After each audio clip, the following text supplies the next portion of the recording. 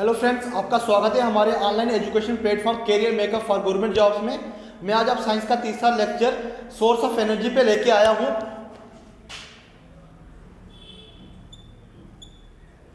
Source of energy. Last topic में हमने solar energy पढ़ा था और सोलर एनर्जी के डिवाइस पढ़े थे। तो आज हमने क्या पढ़ना है? Energy from sea. Energy from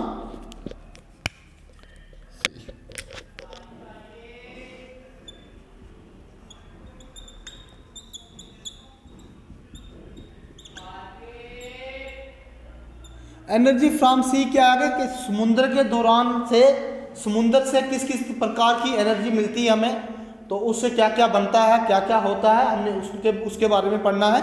ये तीन टाइप्स की होती है, तीन तरह की एनर्जी हमें मिलती है समुद्र से। एक मिलती है हमें टाइडल एनर्जी,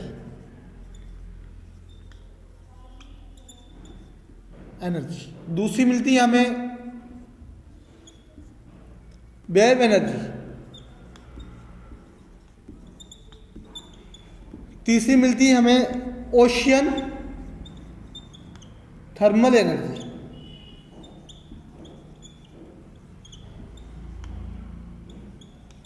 हमें एनर्जी फ्रॉम सी कितनी मिलती है? तीन मिलती है। कौन कौन सी? टाइडल एनर्जी, टाइड्स के द्वारा एनर्जी बनती है। वेव एनर्जी, वेव के द्वारा जो एनर्जी बनती है। ओशियन थर्मल एनर्जी, ओशियन की हीट से जो एनर्जी बनती है वो भी हमें किससे मिलती है? सी से मिलती है। अब हम इनको एक बाय एक पढ़ेंगे। सबसे पहले हमने पढ़ना tidal energy.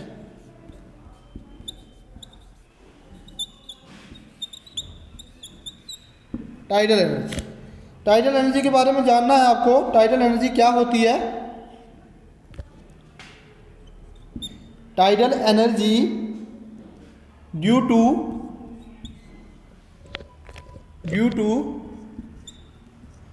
the gravitational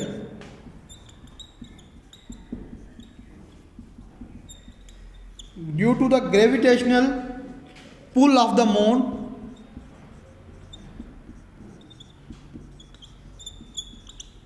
the level of water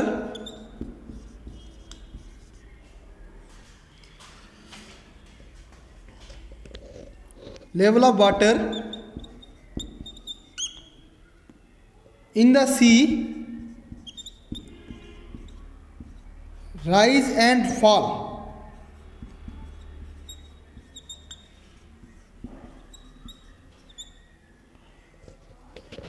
तो क्या बोला मैंने? ग्रेविटेशनल में टाइडल एनर्जी में जो ग्रेविटेशन पुल होता है मून का, उसकी वजह से जो लेवल होता है वाटर का सी के अंदर कभी कभार राइज करता है और कभी फॉल करता है। जब वाटर जो है, वाटर का लेवल सी के अंदर राइज करेगा तब हमारी हाई टाइड्स बनेगी। क्या बनेगी? हमारी हाई टाइड्स बनेगी। इसके बारे में लिख सकते हो आप, हाई टाइड्स क्या होती है?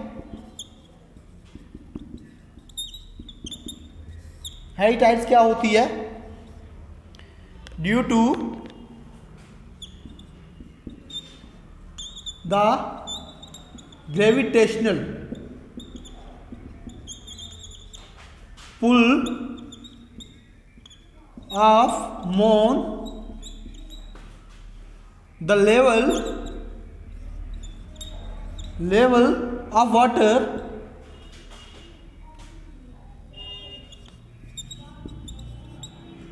in the sea rise।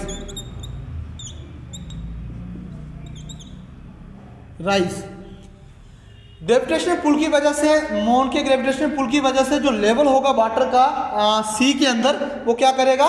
Rise करेगा। In the level of water in the sea, sea के अंदर क्या करेगा? राइज करेगा। उससे जो आपकी कौन सी एनर्जी बनेगी? उससे आपकी क्या बनेगी? हाई टाइड्स बनेगी। क्या बनेगी? हाई टाइड्स बनेगी। अगर आपको बोलेगा कोई तो लो टाइड्स क्या होती है, लो टाइड्स के बारे में बता देता हूं आपको मैं। लो टाइड्स के बारे में लिखो। लो टाइड्स क्या होती है? Due to the gravitational pull of moon,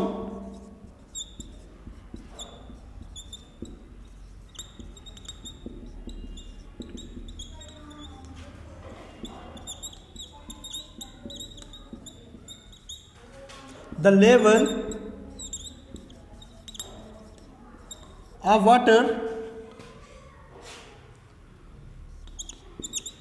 water in the sea fall. जब लेवल ऑफ वाटर सी के अंदर फॉल करेगा तो कौन सी टाइड्स बनेगी? आपकी लो टाइड्स बनेगी। अब मैं आपको इसको स्क्रीनशॉट ले लो, आपको मैं डायग्राम के थ्रू समझा देता हूं। टाइडल एनर्जी, अब मैं बताता हूं हाई टाइड्स और लो टाइड्स कैसे बनती है आपकी। ये बना लेते हैं हम थोड़ा सा, यहां पे रखो कि रिजर्वियर है, यहां पे मीन्स रिजर्व किया हुआ वाटर है। यहां पे क्या है? डैम।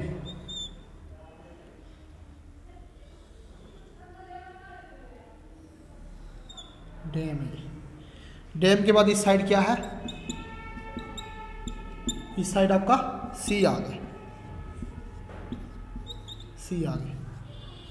ये हाई टाइड्स के केस में बना रहा हूं मैं, टाइड्स के केस में बना रहा हूं। यहां पे क्या होगा कि बीच में टरबाइन लगी होगी। टरबाइन पता ही, जो आपको घूमता पंख टाइप की, आपके बीच में यहाँ पे टरबाइन लगी होगी। तो इसमें क्या होगा कि जब हाई टाइड्स बनेगी, पानी जो है यहाँ से फ्लो करेगा। कहाँ से? सी से पानी फ्लो करेगा। यहाँ से पानी जब उस पर फ्लो करेगा तो ये जो आपका टरबाइन है ये रोटेट होना शुरू हो जाएगी। तो तब जो आपके टाइड्स बनेगी, टाइडल एनर्जी कौन से बनेगी? हाई टाइड्स जनरेट होगी। क्या होगी? आपकी हाई टाइड्स बनेगी। लो टाइड्स में क्या होगा कि लो टाइड्स में आप ऐसे बना लो, मैं आपको लो टाइड्स में बता दूं। सेम ये बीच में डैम आ गया, बीच में डैम आ गया, ये सी आ गया, इस साइड रिजर्वियर आ गया।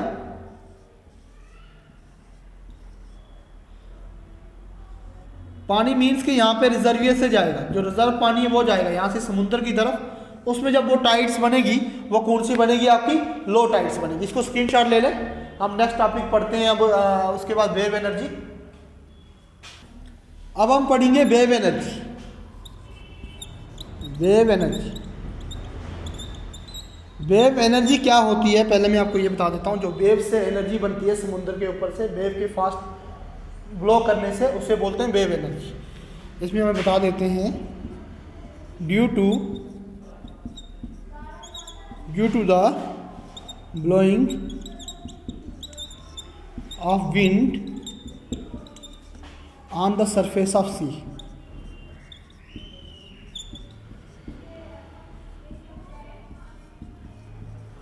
सी के सरफेस पे जब विंड ब्लो करेगी किस तरीके से? Very fast sea waves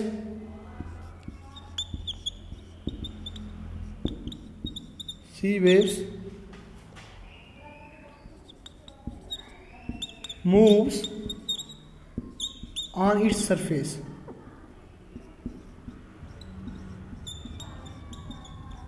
Very fast sea moves, कहाँ से? very fast sea waves moves on its surface due to their high speed.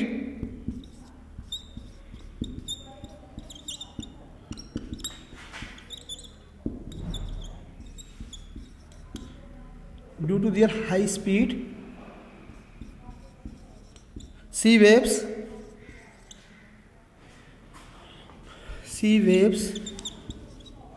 have a lot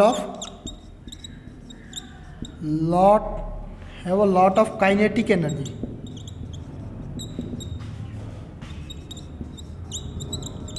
In them, the energy of moving sea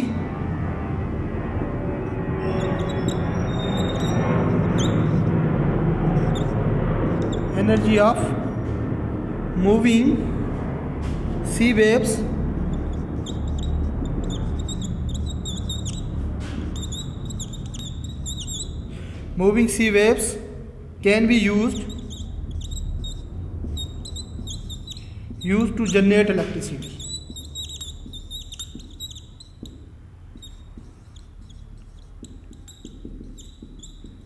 क्या होगा? Due to the blowing of winds, wind के blow होने की वजह से किस पे wind कहाँ ब्लो करेगी? सी के सरफेस पे, उसके सी के सरफेस पे। जब वो वेरी फास्ट तरीके से मूव करेगी वो जो विंड से उसके सरफेस पे, उसकी हाई स्पीड की वजह से, उसके मूवमेंट का फास्ट मूव करने की वजह से जो स्पीड होगी सी वेव्स की, उस वो क्या करेगी, उसमें क्या होगी, काफ़ी ज़्यादा काइनेटिक एनर्जी बन जाएगी उनके बीच में, मतलब काफ़ी ज़्यादा काइनेटिक एनर्जी प्रोड्यूस करना शुरू कर देगी। जो एनर्जी होगी सी की, जब सी मूव कर रहा होगा उसकी जो एनर्जी होगी सी वेव्स की, वो कहाँ पे यूज़ होगी, इलेक्ट्रिसिटी जनरेट करने के लिए यूज़ होगी। समझ आई है? मीन्स के वेव्स की एनर्जी से इलेक्ट्रिसिटी को जनरेट करवाया जाता है। इसमें क्या होगा, सीधा सीधी बात ये है, जब विंड जो ब्लो करेगी समुद्र के ऊपर फास्ट तरीके से, वेव्स जो मूव कहाँ पे, उसके सरफेस के ऊपर ही वेव्स मूव करेगी समुद्र पे, उसकी हाई स्पीड की वजह से, फास्ट मूवमेंट की वजह से जो सी वेव्स होगी उसमें काफ़ी ज़्यादा एनर्जी प्रोड्यूस होना शुरू हो जाएगी। जो एनर्जी मूव करेगी सी वेव्स में, उस एनर्जी से जो है इलेक्ट्रिसिटी बनना शुरू हो जाएगी। इस तरीके से आपकी जो है वेव एनर्जी से इलेक्ट्रिसिटी प्रोड्यूस होती है। अब हम जियो थर्मल एनर्जी पढ़ते हैं, तब तक इसको स्क्रीनशॉट ले लीजिए। अब हमारा ये बचा ocean thermal energy. Ocean thermal energy, आपको पहले ये जानना होगा थर्मल क्या होता है, हीट। ओशियन क्या होता है, समुद्र। ओशियन की हीट से जो एनर्जी जनरेट होती है उसे बोलते हैं हम ओशियन थर्मल एनर्जी। ओशियन की हीट से जो एनर्जी बनती है उसे हम बोलते हैं ocean thermal energy. Ocean thermal energy हम लिखना कर देते हैं, क्या लिखेंगे इसमें, the water at the surface of the sea or ocean is heated by the sun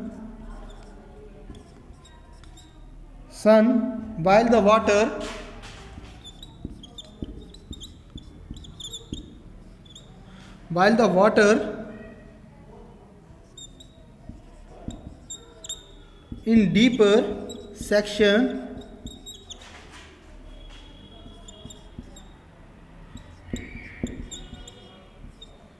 is cold.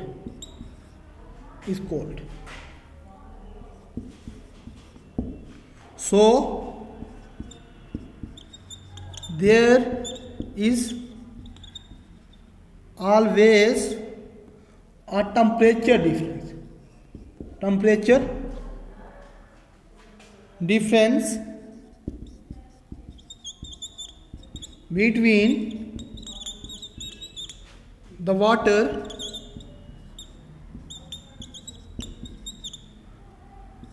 at the surface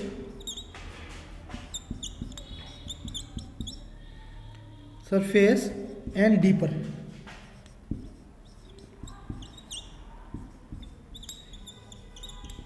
पहला क्या बोला मैंने, जो वाटर होता है किसके सरफेस पे, water at the surface of the sea के सरफेस पे जो वाटर होता है, या ओशियन के सरफेस पे अगर वो हीट होगा, सनराइज अगर उसको हीट करेगी तो क्या होगा, ऊपर वाला पानी जो होगा, समुद्र के जो ऊपर पानी होगा वो क्या होगा, गर्म होगा, नीचे वाला जो होगा क्या होगा, कोल्ड होगा।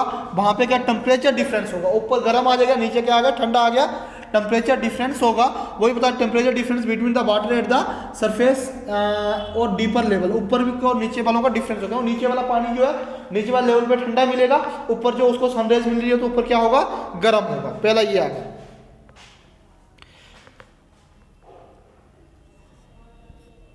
The energy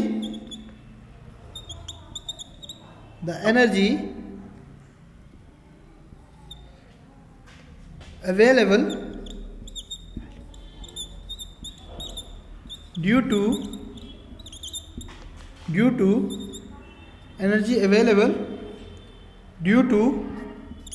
the difference in the temperature of water at the surface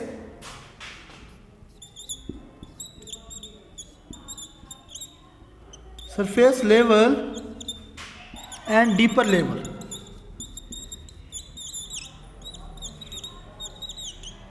Surface level and deeper level is called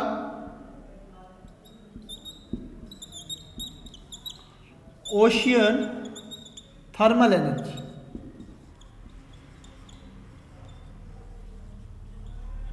इसमें क्या आया, पहले मैंने बोला कि जो जब सनरेज पड़ेगी ऊपर वाले पानी पे, ओशियन के ऊपर जब पानी के ऊपर सनरेज पड़ेगी, ऊपर वाला जो पानी होगा उसका जो लेवल होगा वो अलग होगा, जो नीचे होगा नीचे वाली डीपर सरफेस पे वाटर उसका लेवल अलग होगा। मीन्स उनका टेम्परेचर डिफरेंस अलग अलग रहेगा, क्योंकि ऊपर वाला पानी जो है गर्म रहेगा, नीचे वाला ठंडा रहेगा, उनका मीन्स के टेम्परेचर डिफरेंस सेम नहीं रहेगा। तो जो energy available due to the difference की वजह से जो एनर्जी वहाँ पे होती है टेम्परेचर डिफरेंस की वजह से, top at the surface level और डीपर लेवल के ऊपर, उसे बोलते हैं हम ओशियन थर्मल एनर्जी।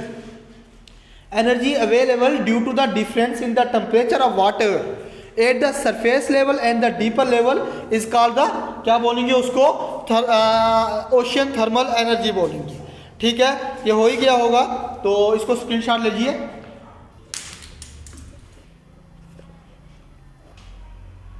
अब हमारा आ गया geothermal energy. Geothermal energy, geothermal energy के बारे में पहले हम जानेंगे क्या होता है जियोथर्मल एनर्जी।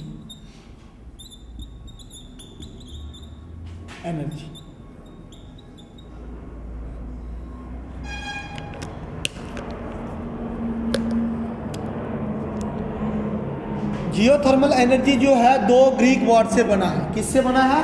दो ग्रीक वर्ड से, जियो एंड थर्म। जियो का मतलब होता है अर्थ, थर्म का मतलब होता है हीट। अर्थ की हीट की वजह से जो हमें एनर्जी मिलती है उसे हम बोलते हैं जियोथर्मल एनर्जी। ये हम लिख लेते हैं पहले इसको, geothermal energy.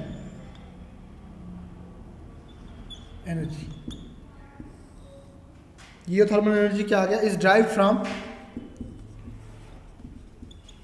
From two Greek word.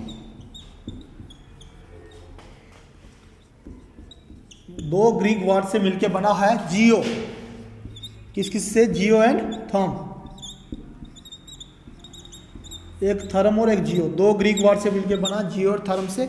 जियो का मतलब क्या है बताता हूं, जियो और थर्म। अब आगे जियो, जियो का क्या मतलब है? जियो मीन्स, और थर्म का मतलब ही बताता हूं।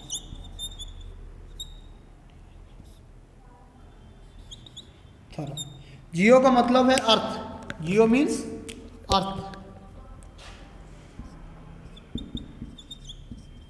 थर्म का मतलब क्या? हीट। अर्थ की हीट की वजह से जो एनर्जी बनती है तो उसे हम बोलते हैं जियोथर्मल एनर्जी। इसमें और क्या लिखोगे? Geothermal energy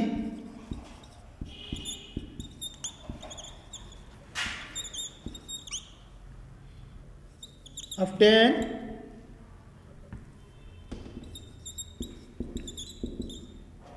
geothermal energy obtained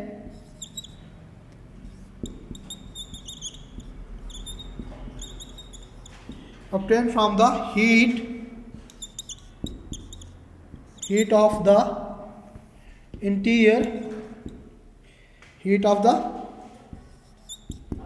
interior of earth। अर्थ के इंटीरियर की हीट की वजह से जो एनर्जी बनती है उसे बोलते हैं जियोथर्मल एनर्जी। हमें कहाँ मिलती है? कहाँ से मिलती है? अर्थ के इंटीरियर की हीट की वजह से मिलती है। अर्थ की इंटीरियर हीट की वजह से जो एनर्जी मिलती है हमें उसे जियोथर्मल बोलते हैं। और क्या आ गया? जियोथर्मल एनर्जी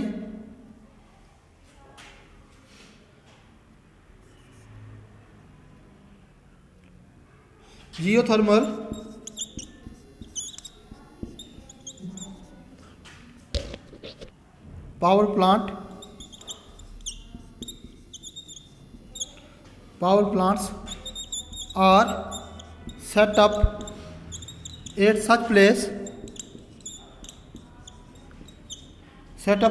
place कहाँ पे सेटअप होते हैं geothermal plant? Such place to generate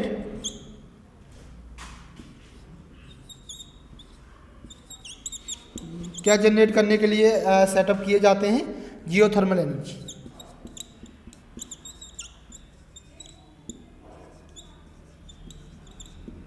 ये हमारा जियोथर्मल एनर्जी था, स्क्रीनशॉट लीजिए इसे।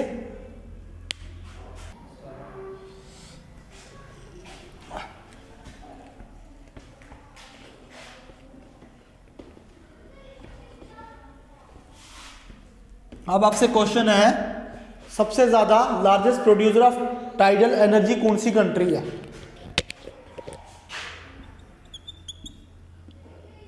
Largest producer of tidal energy in world. World में सबसे ज्यादा टाइडल एनर्जी कौन प्रोड्यूस करता है? Question, south Korea. कौन सा है? South Korea.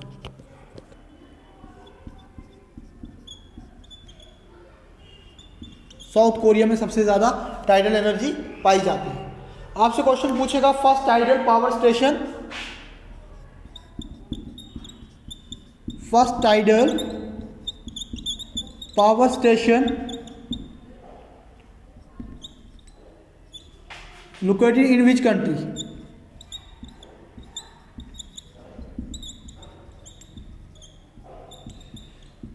सबसे पहला टाइडल स्टेशन कौन सी कंट्री में लोकेट, कौन सी कंट्री में बना था?